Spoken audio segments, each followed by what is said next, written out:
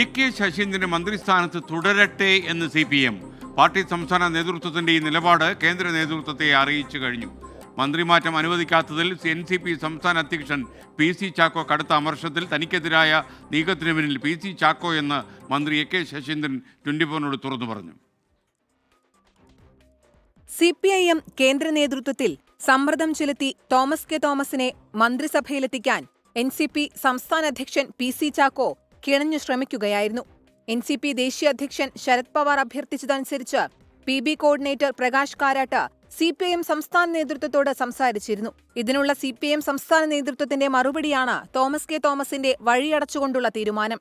AK. ശശീന്ദ്രനെ മാറ്റേണ്ടെന്ന നിലപാടാണ് party ദേശീയ നേതൃത്വത്തെ അറിയിച്ചത്.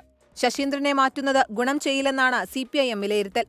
മന്ത്രിസ്ഥാനം ലഭിക്കാൻ ശരത് പവാർ വഴി പാർട്ടി ദേശീയ നേതൃത്വത്തിനുമേൽ സമ്മർദ്ദം ചെലുത്താൻ PC ചാക്കോ ശ്രമിച്ചതിൽ CPIM സംസ്ഥാന നേതൃത്വത്തിന് കടുത്ത അതൃപ്തിയുണ്ട്.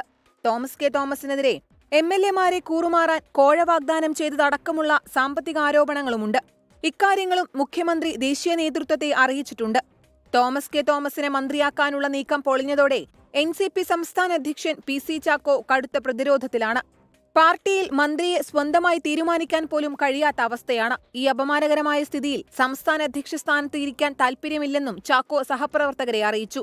എന്നാൽ മന്ത്രിമാറ്റത്തിൽ ചാക്കോയെ വിമർശിച്ച് എ.കെ. ശശീന്ദ്രൻ രംഗത്ത് വന്നു. 5 വർഷത്തിനിടയിൽ മന്ത്രിയെ മാറ്റുന്ന പ്രശ്നമേയില്ല എന്ന് കേരളീയ സമൂഹത്തോട് ഇടയ്ക്കിടെ ഓർമ്മിപ്പിച്ചുകൊണ്ടിരുന്നത് ശ്രീ PC ചാക്കോ ആയിരുന്നു.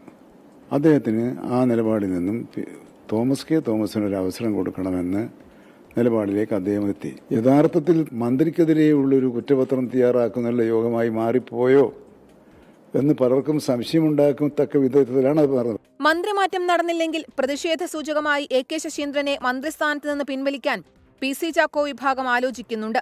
ഇതിനായി ശരത് പവാറിന്റെ അനുമതിക്കായി കാത്തിരിക്കുകയാണ്. 24 തിരുവനന്തപുരം.